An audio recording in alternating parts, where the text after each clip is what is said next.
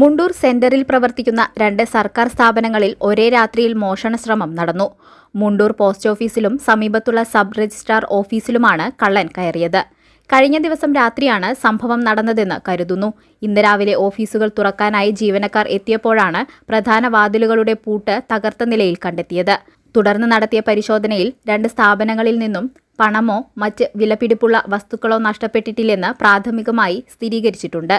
Post ഓഫീസിലെയും sub registrar ഓഫീസിലെയും വാതിലുകൾ ബലമായി തകർത്ത് അകത്തുകയറിയ മോഷ്ടാവ് അലമാരകളും മറ്റും പരിശോധിച്ചെങ്കിലും കാര്യമായൊന്നും കൈക്കലാക്കാൻ സാധിക്കാതെ മടങ്ങുകയായിരുന്നു. സംഭവമറിഞ്ഞ ഉടൻ തന്നെ പേരാമംഗലം പോലീസ് സ്ഥലത്തെത്തി പ്രാഥമിക അന്വേഷണം ആരംഭിച്ചു. മോഷണശ്രമം നടന്ന 2 സ്ഥാപനങ്ങളിലും CCTV ക്യാമറകൾ സ്ഥാപിച്ചിരുന്നില്ല എന്നത് അന്വേഷണത്തിന് വെല്ലുവിളിയായിട്ടുണ്ട്. എങ്കിലും പരിസര പ്രദേശങ്ങളിലെ മറ്റ് CCTV ദൃശ്യങ്ങൾ കേന്ദ്രീകരിച്ച് പ്രതിയെ കണ്ടെത്താനുള്ള ശ്രമത്തിലാണ് പോലീസ്. പ്രദേശത്ത് പോലീസ് നിരീക്ഷണം ശക്തമാക്കിയതായും കൂടുതൽ പരിശോധനകൾ നടന്നുവരികയാണെന്നും ഉദ്യോഗസ്ഥർ അറിയിച്ചു.